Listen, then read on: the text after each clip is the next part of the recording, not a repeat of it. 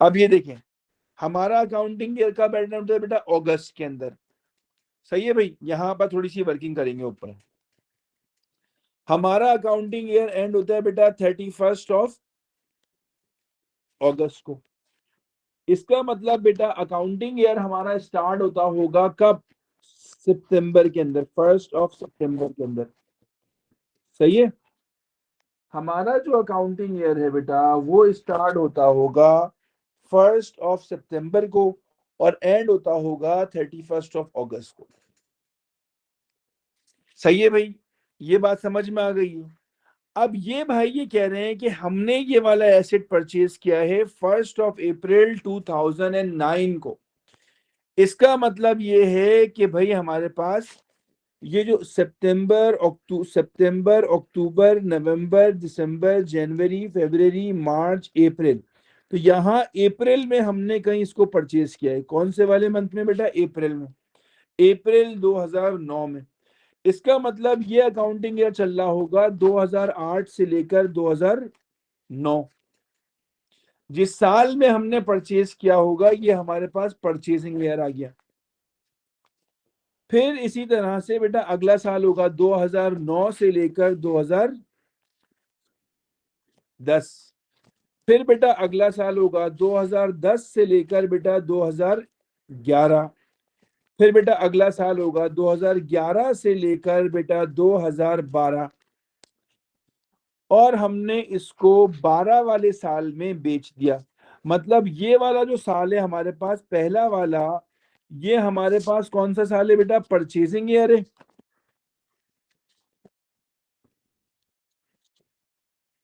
इस साल खरीदा है। और ये वाला जो हमारे पास साल है बेटा ये कौन सा साल है? सेल वाला साल है। बाकी सारे सालों में हमने इसको इस्तेमाल किया। तो अगर कुल मिला के बात करें तो हमने इसको कितने साल इस्तेमाल किया? 1 साल, 2 साल, 3 साल और कितने साल बेटा? 4 साल। मुझे एक बात बताएं, क्या in the year of sale depreciation apply करनी है? क्या हम लोगों को बेटा in the year of sale depreciation apply करनी है बेटा? नहीं करनी। इसने कहा था no depreciation is charge in the year of sale. इसका मतलब है कि अगर हमने इसको 4 साल इस्तेमाल किया तो जिस साल सेल किया है उस साल डेप्रिसिएशन अप्लाई नहीं करना। कितने सालों की डेप्रिसिएशन अप्लाई होगी? इसका मतलब है बेटा, इसका मतलब है 1, 2 और 3 साल की डेप्रिसिएशन सिंपल अप्लाई होगी बेटा, ठीक है। अब देखिए एसेट की कॉस्ट कितनी थी? 28,000। आ जाइए वापस इधर। एसेट की कॉस्ट थी 28,000। उसको हम डेप्रिशिएट करते थे बेटा कितने परसेंट से बेटा? Equipment is depreciated at the rate of 20%। तो मल्टीप्लाइड बाय 20%, तो 28,000 into 20% will be 28,000 into 20% will be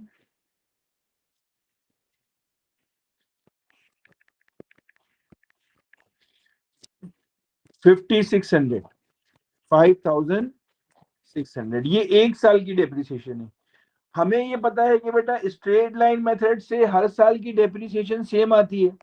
तो हमें कितने साल की डेप्रिसिएशन निकालनी है बेटा? 3 साल की। तो अगर 1 साल की 5,600 है तो 3 साल की कितनी होगी बेटा? 16,800। तो यहां लिख देंगे 16,800। जब भी कोई एसेट सेल करेंगे उसकी सारी, जब से उसको परचेज किया था, जब जब उसको सेल किया उस दिन से लेकर आज तक की सारी डेप्रिसिएशन को उठाना है और उठाकर यहाँ डिस्पोजल में लिख देना है 16,800। अब हम लोग इस अकाउंट को बैलेंस कर देंगे। बैलेंस करेंगे तो हायर साइड कौन सी आ रही है? डेबिट या credit? When we will balance the account, so which side of the account is higher, the debit side or the credit side? Credit side बेटा। तो क्रेडिट साइड की टोटल वैल्यू कितनी आ रही है? 24,000 प्लस 13,400। तो टोटल वैल्यू आ रही है हमारे पास 37,400 on credit. So here we will also write 37,400. इसमें से 16,800 को माइनस कर देंगे तो ये आ जाएगा 20,600 का हमारे पास बैलेंस कैरी डाउन. और यहां हम लोग लिखेंगे बैलेंस ब्रॉड डाउन, क्योंकि ब्रॉड डाउन लिखे बगैर हम लोगों को मार्क्स नहीं मिलते. ब्रॉड डाउन लिखना जरूरी है.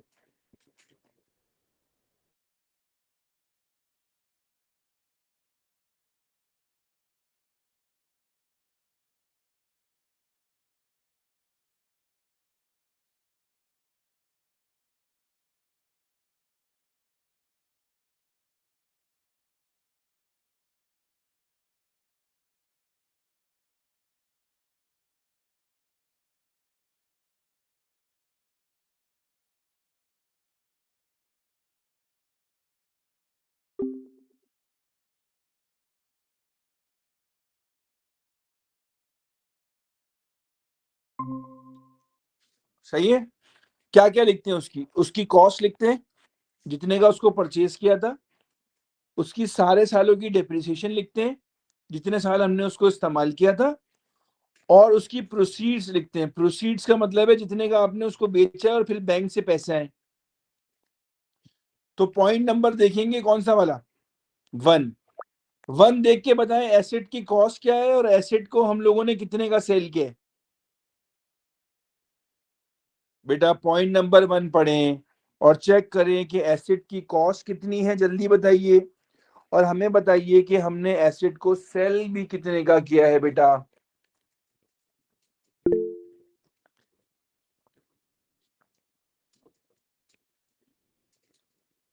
28,000 की कॉस्ट है बेटा, बिल्कुल करेक्ट.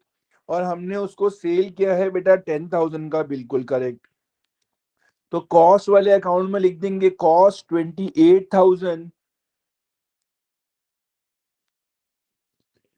प्रोसीड जितने का बेचा उसको यहां लिख देंगे 10,000. अब हमने उसकी 4 साल इस्तेमाल किया था और 4 साल इस्तेमाल करने की डेप्रिसिएशन भी निकाली थी. 3 साल की निकाली थी. बल्कि कितनी आ रही थी वो बेटा 3 साल की डेप्रिसिएशन? बेटा हमने एसेट को टोटल 4 साल इस्तेमाल किया था लेकिन 3 साल डेप्रिशिएट किया था. तो वो 3 सालों की डेप्रिसिएशन अमाउंट आ रही थी 16,800. इसको बेटा हम लोग यहां लिख देंगे प्रोविजन फॉर डेप्रिसिएशन के आगे. अब बैलेंस करेंगे. बताएंगे हायर साइड कौन सी है, डेबिट या credit? Which side of the disposal account is higher, the debit one और क्रेडिट वन?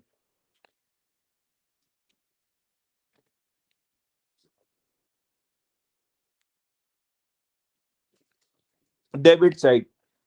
सो यहां हम लिख देंगे 28,000. यहां पर भी डेबिट वाली अमाउंट लिख देंगे क्योंकि वो हायर है.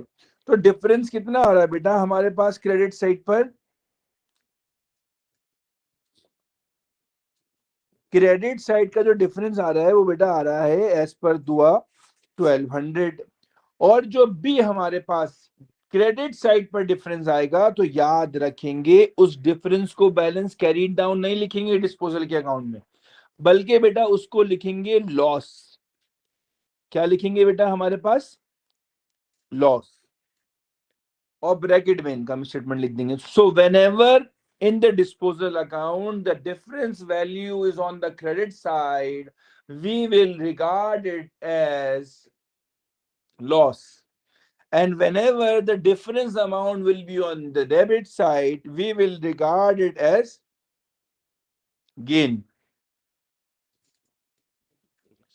तो जब भी डेबिट पे डिफरेंस आएगा तो गेन, क्रेडिट पे आएगा तो हमारे पास लॉस. ओके टेक सील हो गया भाई. ये तो सही है. अब आगे बढ़ते हैं. पार्ट सी हमारे पास हो गया पूरा. अब ये कह रहा है कि भाइयों और बहनों इक्विपमेंट को, अगर आप लोगों में से किसी ने स्टेटमेंट ऑफ फाइनेंशियल पोजीशन का शुरू का पार्ट किया है, ऑब्वियस सी बात है सबने अपने अपने स्कूलों में पढ़ा होगा, स्टेटमेंट ऑफ फाइनेंशियल पोजीशन थोड़ी बहुत करी होगी. ठीक है भाई.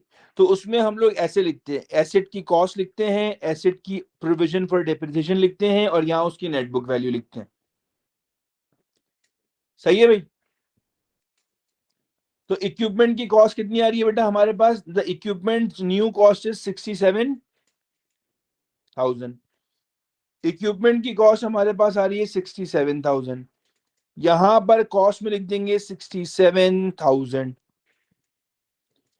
इक्विपमेंट की अक्यूमुलेटेड डेप्रिसिएशन या प्रोविजन फॉर डेप्रिसिएशन इस साल की बेटा कितनी आ रही है हमारे पास? 20,600।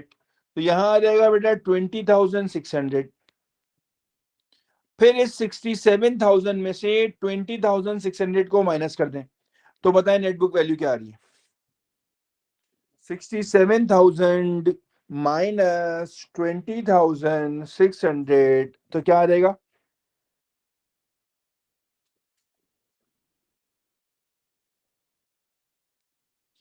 67,000 माइनस 20,600 तो ये आ जाएगा 46,400।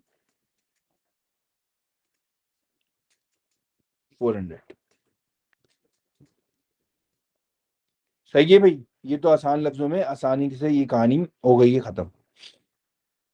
अब ऑफिस कंप्यूटर का देख लेते हैं। ऑफिस कंप्यूटर का कितना दिया हुआ था स्टार्ट में? ऑफिस कंप्यूटर की कॉस्ट कितनी दी है बच्चों?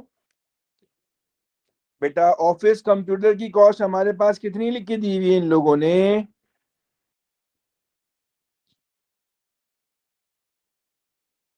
बेटा 8,000। और ये कह रहा है कि 8,000 का तो पुराना वाला ऑफिस कंप्यूटर था, हमने एक नया ऑफिस कंप्यूटर भी खरीद लिया बेटा कितने का? 6,000 का, पॉइंट नंबर 3 के अंदर। तो पुराना वाला 8 का, नया वाला खरीदा 600 का, दोनों मिला के जब हमने दोनों को, पुराने वाले को 8,000 का था, नया वाला 600 का खरीदा, तो इसका मतलब है कि हमारे पास बेटा जो अब हमारे पास कंप्यूटर की कॉस्ट लिखेंगे तो कितनी लिखेंगे बेटा? 8,600, क्योंकि पुराना वाला 8,000 का, नया वाला 600 का, दोनों को ऐड कर लिया तो कितना आ गया बेटा हमारे पास? 8,600 आ गया। ठीक है भाई। अब इस 8,600 को डेप्रीशिएट कर देंगे किस मेथड से बेटा? 8,600 को कह रहा है कि भाई कंप्यूटर को डेप्रीशिएट करता हूं कितने परसेंट से? 25% से, आरबीएम मेथड से। तो अगर आप लोगों को आरबीएम वाला मेथड आता हो तो आरबीएम वाला मेथड क्या होता है कि पहले आप कॉस्ट में से उसकी प्रोविजन फॉर डेप्रीसिएशन, जिसको हम आजकल अक्यूमुलेटेड डेप्रीसिएशन भी बोलते हैं, उसको माइनस करेंगे तो हमारे पास नेटबुक वैल्यू आ जाएगा। नेटबुक वैल्यू पे परसेंटेज लगाएंगे जो भी रेट दिया हुआ होगा, तो हमारे पास बेटा क्या आ जाएगा? हमारे पास डेप्रीसिएशन की अमाउंट आ जाएगी। तो कॉस्ट बेटा हमारे पास कितनी है? अभी हमने कहा 8,000 पुराना वाला, 600 का नया वाला, दोनों मिला के 8,600 की नई कॉस्ट आ गई। समझ गए भाइयों?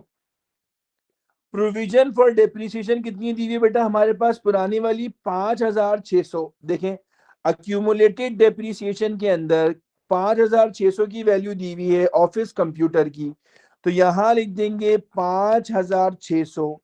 जब 8,600 में से 5,600 माइनस करोगे तो मेरा बच्चा नेटबुक वैल्यू कितनी आ जाएगी? जल्दी से बताइए, शाबाश। तो बेटा हमारे पास 3,000 की नेटबुक वैल्यू आ जाएगी। इस पे ये कह रहा है कि 25% की डेप्रीसिएशन, तो 3,000 का 25% विल बी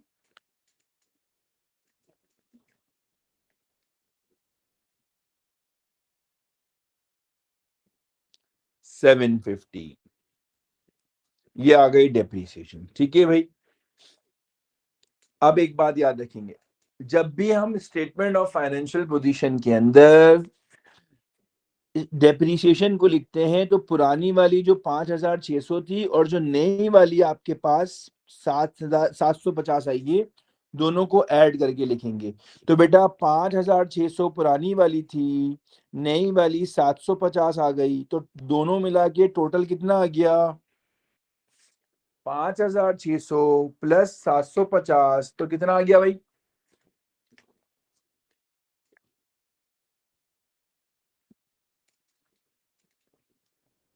6,350। जुबिया आप 359 क्यों बोल रही है? 350 सही है। 6,350 ये आ गया भाई। इसको क्या करेंगे बेटा, यहां पर नीचे लिख देंगे इधर 6350। तो जरा 8600 में से 6350 को माइनस करें और बताएं हमारे पास नेट बुक वैल्यू क्या आ रही है।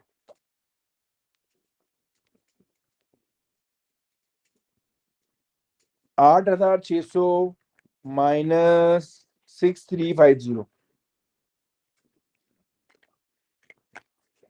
2250।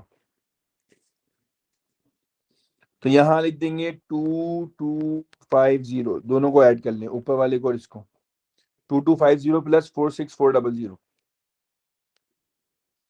2250 प्लस 46400, दिस विल बिकम 48,650। ठीक है भाई, ये हमारे पास क्या हो गया बेटा, ये हमारे पास हमने एक्सट्रैक्ट भी बना लिया। जब हम स्टेटमेंट ऑफ फाइनेंशियल पोजीशन करते हैं तो एसेट की कॉस्ट लिखते हैं, उसकी एक्यूमुलेटेड डेप्रिसिएशन लिखते हैं और उसकी नेट बुक वैल्यू लिख देते हैं।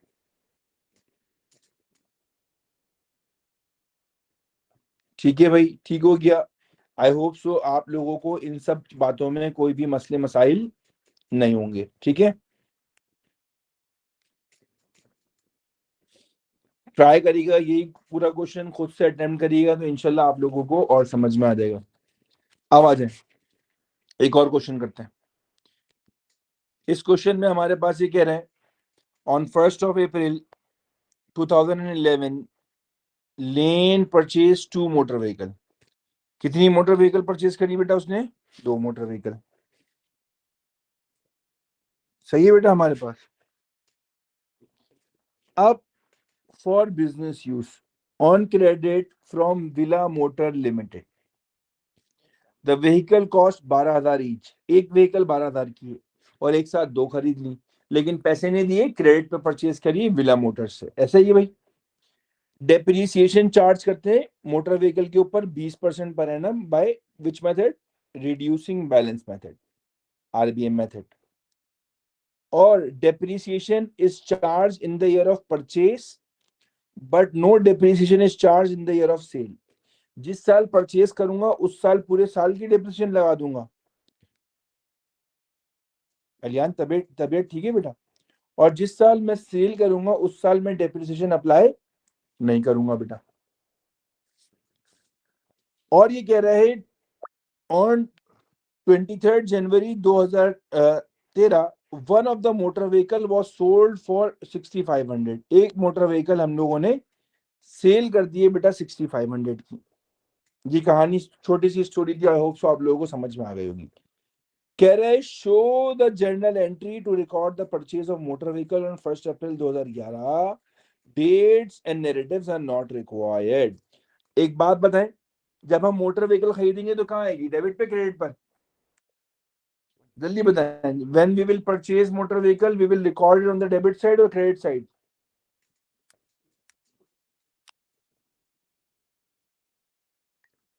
Debit side. तो इसका मतलब है हम क्या करेंगे, मोटर व्हीकल डेबिट। कह रहा है एक 12,000 की खरीदी है तो दो कितने की हो जाएंगी? 24,000 की।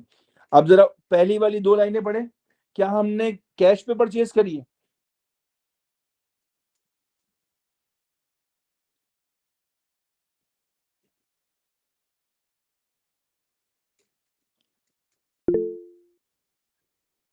बेटा बताइए, हमने क्रेडिट पे परचेज करी है, और क्रेडिट पे किससे परचेज करी है बेटा?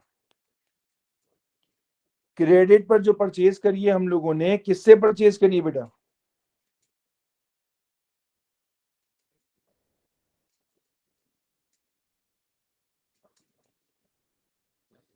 हम लोगों ने बेटा क्रेडिट पे परचेज करी है विला मोटर्स लिमिटेड से। तो यहां पर आ जाएगा आपके पास villa motor limited 24,000। Simple.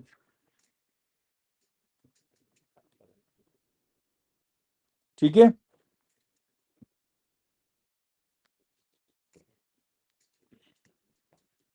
Done scene हो गया ये हमारे पास। आ जाओ आगे। अब दोबारा कह रहे हैं प्रोविजन फॉर डेप्रिसिएशन का अकाउंट बनाना है 2 सालों का, 2012 का और 2013 का। बना लेते हैं।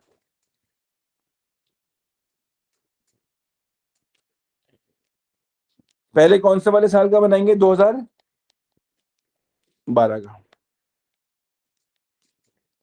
एक बात बताएं, हम लोगों ने मोटर व्हीकल कब परचेज करी है?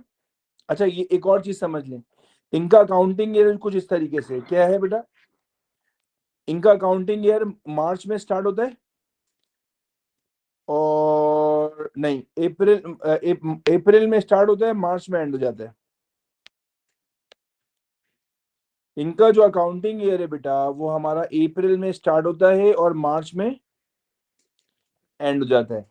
तो इन्होंने 2011 से 12, एक साल ये हो गया और एक हो गया 2012 से लेकर 2013।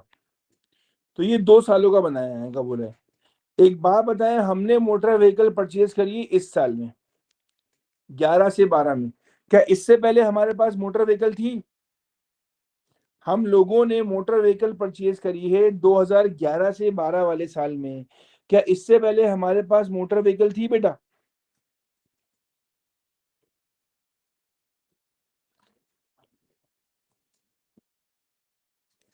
जब इससे पहले हमारे पास मोटर व्हीकल थी ही नहीं और हमें दीवी भी नहीं है, तो इसका मतलब ये है कि जो हमारा पुराना वाला बैलेंस होगा, जिसको हम बैलेंस ब्रॉड डाउन बोलते हैं, जो पिछले साल से आया होगा, वो क्या होगा?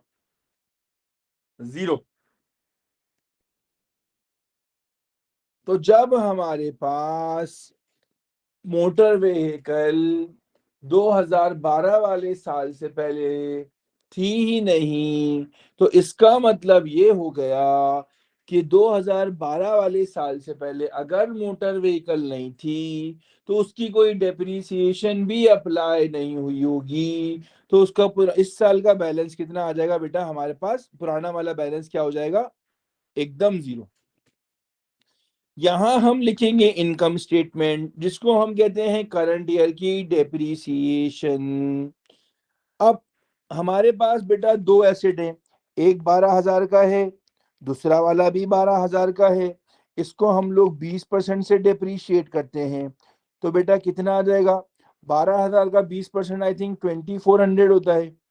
तो अगर दोनों की डेप्रिसिएशन को ऐड करेंगे तो बेटा कितनी डेप्रिसिएशन आ जाएगी इस साल की 2012 की? 4,800। इस 4,800 को यहां पर इनकम स्टेटमेंट के नाम से लिख देंगे और यहां पर हमारे पास बेटा डिस्पोजल होता है। डिस्पोजल का मतलब है सेल ऑफ एसेट। एक बात बताएं, यहां ये कह रहा है कि इसने एक मोटर व्हीकल बेच दी, ये वाली लाइन में, क्या ये 2012 में बेची है? बेटा यहां पर कह रहा है कि इसने एक मोटर व्हीकल सेल कर दी है, क्या ये 2012 में सेल करी है बेटा? नहीं, कह रहा है ये 2013 में सेल करी है। तो इसका मतलब 12 में तो कोई सेल हुई ही नहीं। 12 में जब कोई सेल हुई ही नहीं है तो ये डिस्पोजल वाली अमाउंट क्या हो जाएगी बेटा? एकदम जीरो।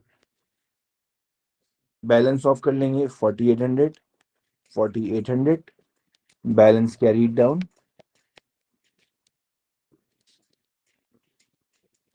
4,800, balance brought down 4,800।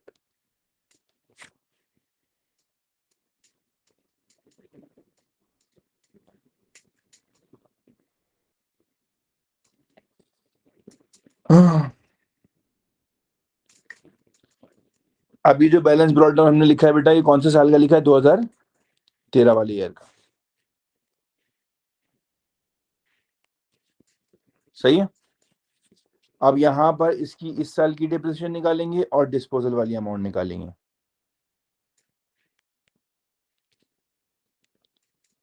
तो अब एक चीज देखें, ये जो हमारे पास 2013 के अंदर हम लोगों ने एक मोटर व्हीकल बेच दी, इसका मतलब है कि हमारे पास सिर्फ और सिर्फ 12,000 की एक ही मोटर व्हीकल है।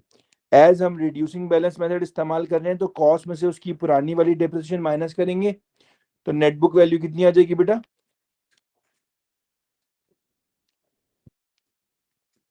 12,000 में से माइनस कर देंगे अगर 2,400, तो नेट बुक वैल्यू आ जाएगी कितनी? 9,600। बेटा इस 9600 के ऊपर हम अप्लाई कर देंगे कितना परसेंट, 20%। तो बताइए 9600 का 20% कितना होता है? 9600 का 20% होता है 1920।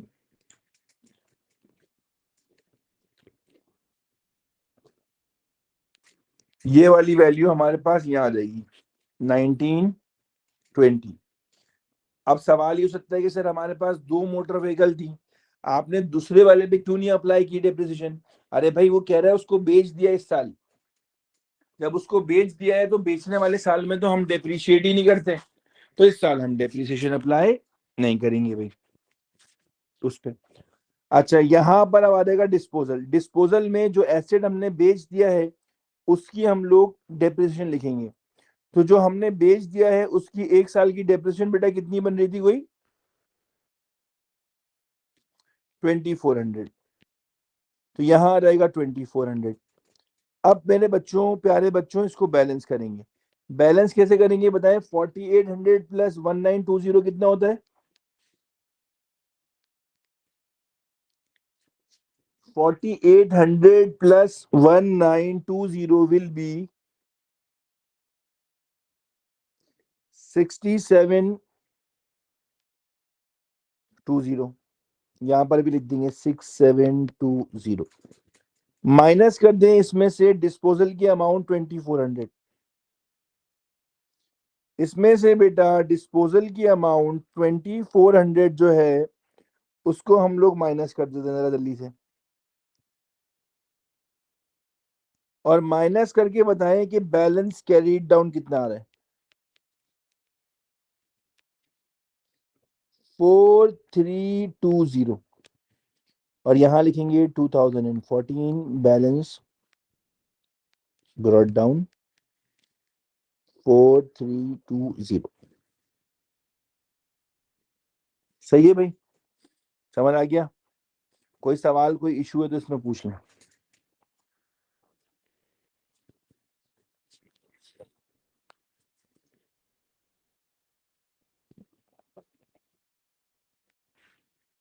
चल अब कह रहा है इसका डिस्पोजल अकाउंट बना ले।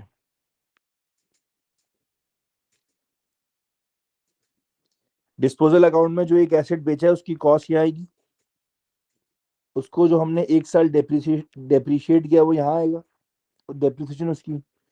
और क्या होता है? और उसका बैंक जितने का उसको बेचा है प्रोसीड, वो यहाँ आएंगे। तो जो हमारे पास एक मोटर व्हीकल थी उसको हमने कितने का परचेज किया था? जल्दी से बताइए, जो मोटर व्हीकल हमारे पास थी उसको हमने कितने का परचेज किया था बेटा? 12,000 का ना। तो यहाँ पर उसकी कॉस्ट आ जाएगी कितने की बेटा? 12,000 की। हमने उसको एक साल कितने का डेप्रिशिएट किया है? हमने इसकी बेटा एक साल 2012 की एक साल की डेप्रिसिएशन कितनी निकाली बेटा? 2400। तो यहाँ लिख देंगे 2400। और मेरे बच्चों एक चीज चेक करके बताएं कि हमने इसको कितने का सेल कर दिया है बेटा? बेटा हमने जो इसको सेल किया है उसकी अमाउंट कितनी दी हुई है हमें सवाल के अंदर?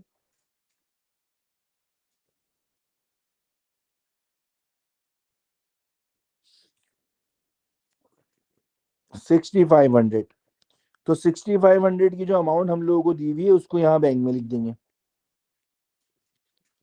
अब इसको करेंगे बैलेंस। बताइए हायर साइड कौन सी आ रही है, डेबिट या credit? Debit side is higher और क्रेडिट साइड?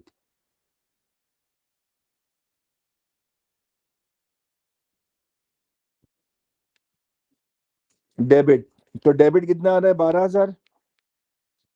यहाँ पर भी 12,000 लिख देंगे।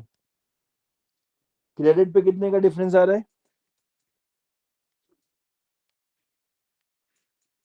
क्रेडिट पे डिफरेंस कितने का आ रहा है? 3100 का। बेटा ये 3100 का डिफरेंस क्रेडिट साइड पे आ रहा है तो हम इसको क्या बोलेंगे? बैलेंस कैरी डाउन बोलेंगे क्या? इसको बोलेंगे लॉस।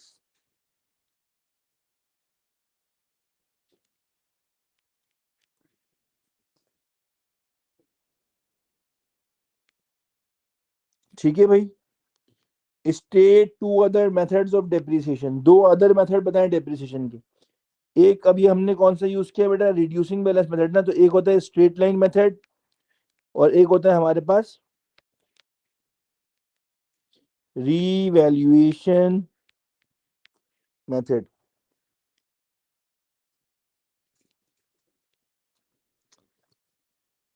ठीक है,